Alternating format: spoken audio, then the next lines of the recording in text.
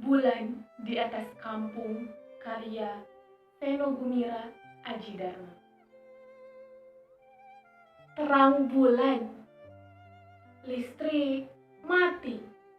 Seperti biasa, Naro melangkah pulang menjelang dini hari. Menyusuri gang-gang kumuh yang kosong dan sepi. Tapi yang kini tembok-tembok lumutannya memancar keperakan karena cahaya rembulan. Tembok-tembok masih hingar-bingar dengan grafiti warna-warni.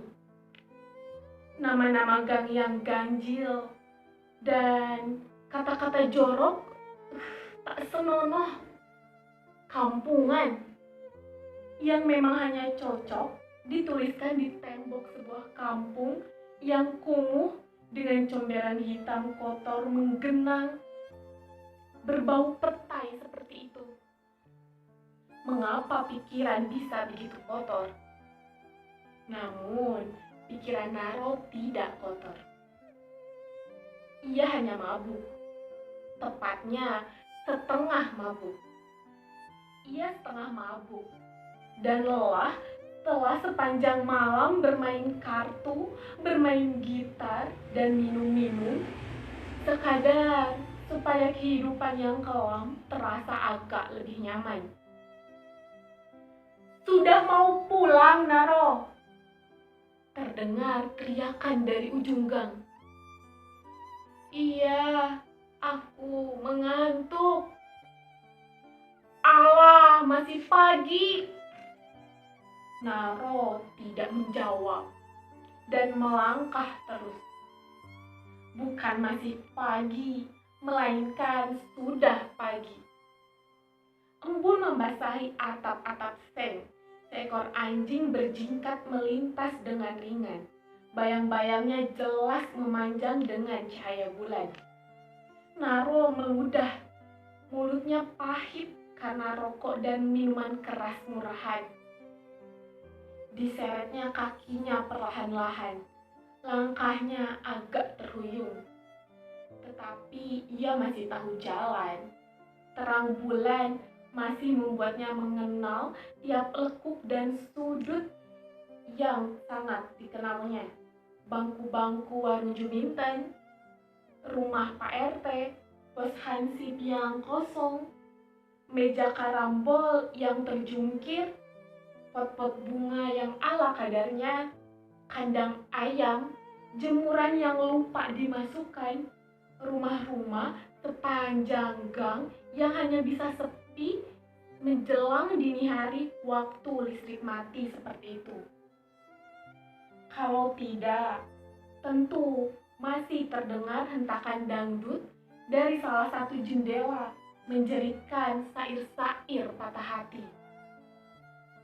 Dalam pandangan Naro yang setengah mabuk, cahaya bulan purnama membuat segala-galanya nampak-tampak mempesona.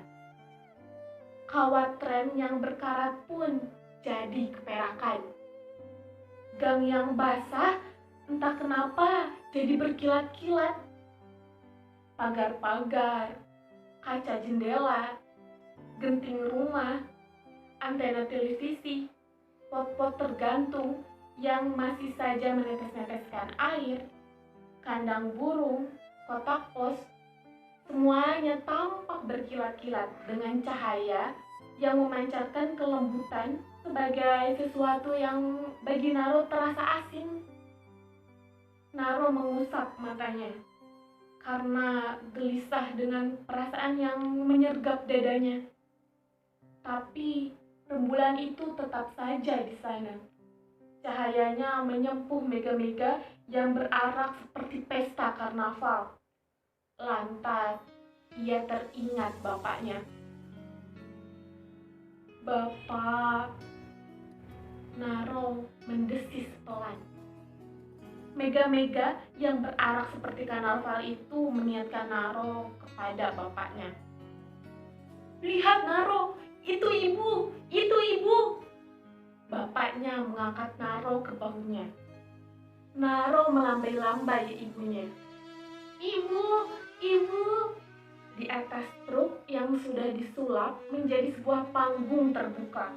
Naro melihat ibunya menari dengan seekor ular sawah yang besar membelit tubuhnya. Genderang dan trompet yang saling bersahutan dan penonton menjerit-jerit. Ular, ular, penari ular. Lampu-lampu dan menara menyorot ibunya, sehingga pernak-pernik gemerlapan yang dijahit ibunya malam-malam pada celana pendek ketat, kutang berjurai-jurai dan disematkan pula pada sepatu rasnya yang gemerincing dengan genta-genta kecil itu jadi berkilatan. Lidah ular itu menjulur-julur, menciumi pipi ibunya. Terdengar teriakan ketakutan, namun Naro tertawa-tawa geli. Ibu, ibu. Naro melonjak-lonjak di gendongan bapaknya. Panggung berjalan itu melayang dengan kenangan Naro. Dalam cahaya bulan, ia melihat karnaval itu bergerak lambat mega-mega yang berarak di langit malam. Ia melihat ibunya menari di antara mega-mega. Tubuhnya dibelit ular sawah dan Naro melihat taburan kristal berhamburan sepanjang karnaval. Ibu, Naro mendesis tanpa sadar. Bapak, ia mendesis lagi. 2 ekor tikus berkejaran lantas menghilang di saluran air pada comberan. Naro mendongkak ke langit. Hanya ada bulan dengan lingkaran cahayanya yang menyapu langit. Tiada lagi mega-mega itu di sana. Tiada lagi karnaval, meski Naro sudah memaksakan diri mengingat-ingatnya. Banyak hal yang telah berlalu tidak bisa kembali. 15 tahun bukan waktu yang singkat. Tapi mengapa semuanya seperti berlalu begitu cepat? Angin malam bertiup, menggesekkan dahan dan daun pada talang yang bocor. Naro melewati kenyataan yang kelam, bau bacin perkampungan, menuju ke rumahnya dan ketika teringat rumahnya itu, Naro tiba-tiba merasakan sesuatu bergerak di dadanya yang kosong. Bapakmu itu bangsat, ibunya pernah berkata. Bangsat, pikirnya. Apakah bangsat itu? Naro tidak pernah tahu betul apa yang dimaksud ibunya jika sudah bicara dengan mulut berbau minuman keras. Mata setengah tertutup seperti mata ular. Susah payah mencoba menghapus make up dalam keadaan teler ketika pulang malam-malam. Aku kerja banting tulang dan ia hilang entah kemana. Dasar bajingan. Bajingan? Pikirnya, apakah bajingan itu? Begitu banyak kata seperti itu dikenalnya dari sang ibu. Bapak, Naro berbisik dalam hati. Tiada satupun teman laki-laki ibunya yang selalu datang berganti-ganti, bisa begitu menyenangkan seperti bapaknya. Tiada seorang pun dari mereka bisa bermain gitar dan menyanyi bersama dengan penuh kegembiraan. Tiada seorang pun dari mereka punya permainan sulap yang bagi Naro bisa begitu mengesankan. Kartu menjadi sapu tangan jadi burung dara. Burung dara hilang di balik topi jadi bakmi goreng hangat berkepul-kepul yang bisa dimakan bertiga. Naro teringat, ular sawah itu juga kadang-kadang mau ikut makan. Tapi segera mundur kembali jika ibunya mendesis dengan mata melayang atau dengan mata nyalang. Ibu, bapak kemana? Dan Naro tak pernah melupakan betapa sebuah jawaban bisa menyakitkan. Ibu tak pernah bohong. Ibu begitu jujur. Tapi mengapa kenyataan meski melukai perasaan?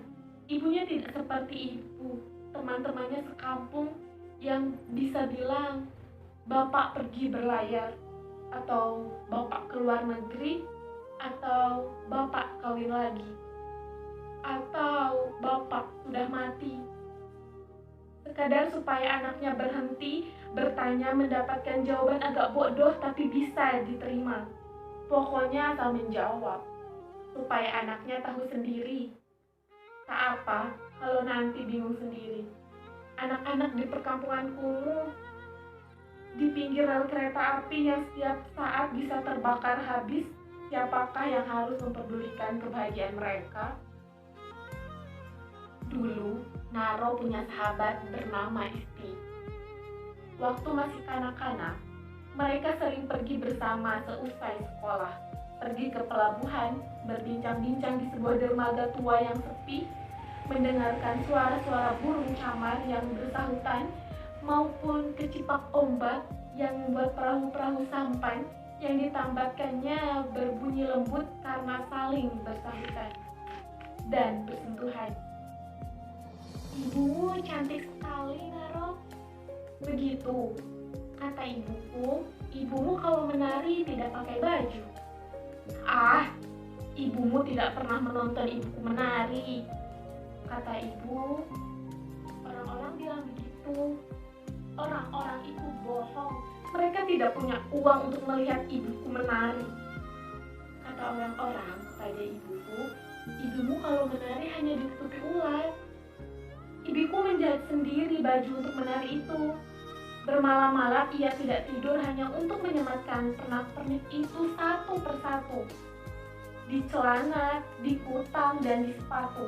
Tidak mungkin ia melakukan itu semua hanya untuk dicopot, kan? Orang-orang bilang begitu. Kamu percaya orang-orang atau percaya aku? Kamu pernah menonton ibumu menari?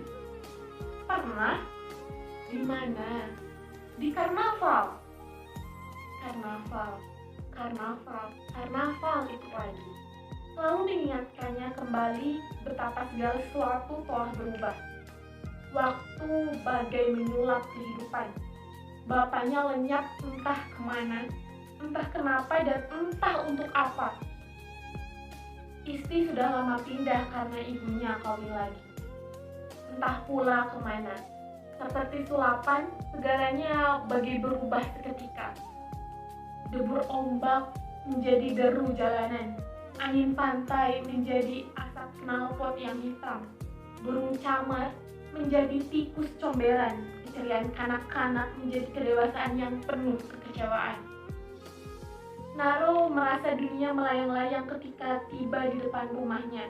Pintu pagar terbuka. Semak-semak di halaman yang tak terurus berkilat keperakan. Naro melangkah masuk. Pintu rumah terbuka. Lantai ruang depan juga keperakan dalam cahaya lembut rembulan yang terang. Jendela terbuka. Jalusi mencetak bayang-bayang. Pintu ke ruang tengah terbuka. Seekor kucing melejit mengejar tikus dari ruang belakang. Kamar tidur ibunya terbuka. Jendela kamar ibunya juga terbuka. Gorden bergerak perlahan ditiup angin. Di depan kamar ibunya, Naro tertegun. Cahaya bulan yang menerobos dengan leluasa dari jendela membuat kamar itu menjadi terang lembut keperak-perakan. Cahaya itulah yang membuat Naro melihat kaki ibunya menyembul keluar dari balik kain yang ditutupkan ke tubuh secara asal-asalan. Dalam cahaya bulan, Naro melihat betis ibunya menyembul keluar dari balik kain. Naro melihat betis ibunya yang padat, putih, mulus, dan berbulu halus. Di luar angin bertiup keras dan daun-daun berguguran. Ibunya tidur terlentang. Ditutupi kain, tapi bahunya terbuka dan keringatnya berkilatan. Naro melihat ibunya tidur dengan mulut terbuka. Di sebelah seorang lelaki yang tak dikenalnya tertidur tengkurap di bagian yang gelap. Naro meneruskan langkahnya ke dapur. Di sana ia melihat sebuah pisau. yang rupa-rupanya baru saja digunakan untuk mengiris semangka. Kulit semangka dan piring kotor berserakan. Diambilnya pisau itu, lantas kembali ke dalam kamar ibunya. Ia memasuki kamar ibunya dengan tenang sambil menggenggam pisau itu erat-erat, seperti siap untuk menikam. Sekali lagi ditatapnya ibunya yang tidur telentang dalam cahaya rembulan. Saat itu seolah merasa baru mengerti apa artinya keindahan. Di bagian yang gelap karena bayang-bayang dinding di sisi jendela. Naro membungkuk, memperhatikan lelaki yang tidur tengkurap di samping ibunya. Ia sama sekali tidak mengenalnya. Tubuhnya juga berkeringat dan juga ditutupi kain. Di lengan kirinya yang kekar terdapat tato bergambar wanita telanjang. Naro mendenguskan napas dan mengangkat pisau dapur yang baru saja digunakan untuk mengiris semangka itu tinggi-tinggi. Terang bulan, listrik mati. Sampai detik itu Naro belum bisa melupakan jawaban ibunya. Bapak, bapak, bapak, dia bukan bapakmu, goblok. Alangkah sunyinya malam, seekor ular sawah tidur melingkas di atas meja rias. Kompas Jakarta, 18 September 1994. Bulan di atas kampung, Seno Gumira, Aji Dharma. Terima kasih.